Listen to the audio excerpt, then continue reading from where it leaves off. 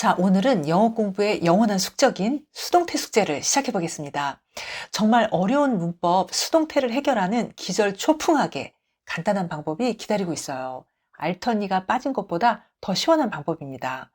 그런데 이번 숙제는요, 과정의 이해가 좀 필요한 숙제예요. 어떻게 하면 수동태가 깔끔하게 해결이 날지 방법에 대한 이해가 좀 필요합니다. 방법 얘기가 주가 될 거예요. 끝까지 차분하게 시청 부탁드려요. 자, 레몬쌤과 함께 세 번째 숙제 시작합니다.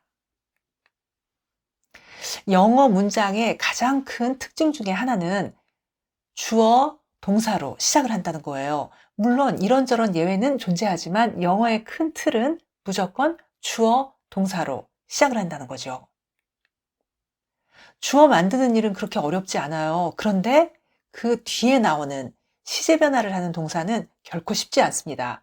은근 피말리게 복잡해요. 그런데 해결하는 기가 막힌 방법이 있어요. 도깨비 방망이 같은 신박한 방법이 있습니다. 지금 우리가 그걸 진행하고 있는 중이에요. 오늘 하려는 세 번째 숙제가 끝나고 네 번째 숙제에서 뭔가 후련함이 느껴지실 거예요. 제 입으로 이런 말씀드리기 살짝 민망하긴 한데요.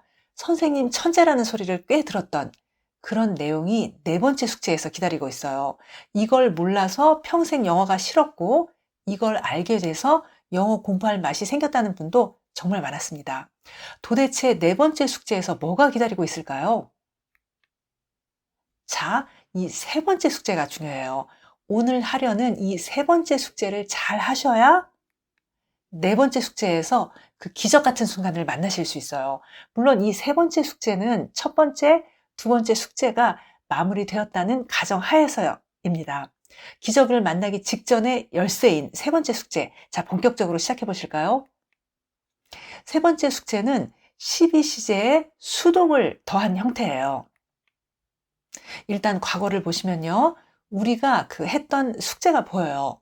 그리고 거기에 하나씩 노란색으로 수동태가 덧붙여 있어요. 수동태는 어떻게 만들까요? 비동사에 pp, 즉 과거 분사를 더해서 만든 형태예요.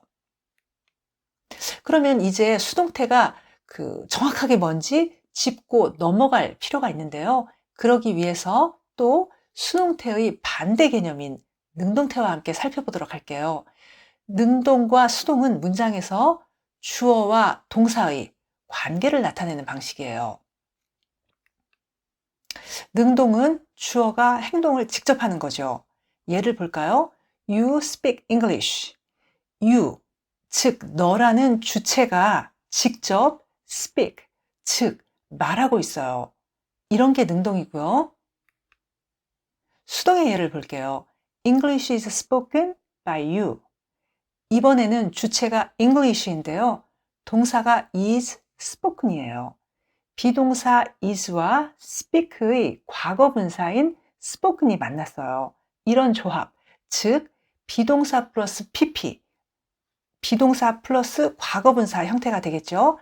이런 걸 우리는 수동태라고 불러요. 그리고 이 수동태는 주체, 즉 주어가 행동을 당하는 거예요. 그러니까 주어인 English가 말을 하는 게 아니라 말해지는 거죠. 그런데요, 이 수동태가 어려워서 경기를 하시는 분들이 정말 많아요. 그야말로 몇십 년을 영어 문화권에서 살았는데도 수동태는 전혀 쓰시지 않고 사신다는 분들 정말 많습니다.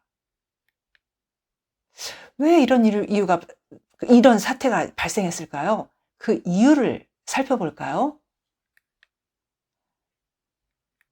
첫째, 일단 수동태의 구조가 낯설어서 멀미가 나요. 즉, 멀미가 나는 구조입니다.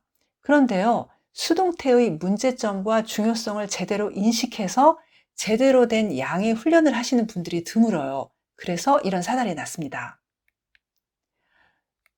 둘째, 한국말 자체에 수동태가 적어요. 여기에는 여러 이유가 있지만 이건 나중에 다시 나를 제대로 잡고 얘기하기로 하고요. 암튼 한국말에 상대적으로 수동태의 쓰임이 적다 보니까 자연스럽게 영어를 할 때 수동태가 부담스러운 거예요. 우리에게는 익숙하지 않죠.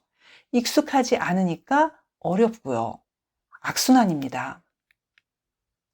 그러면 이렇게 어려운 수동태를 외면해도 될까요? 그냥 능동태로만 어찌어찌 견뎌볼까요? 그렇지 않아요. 절대 안 돼요.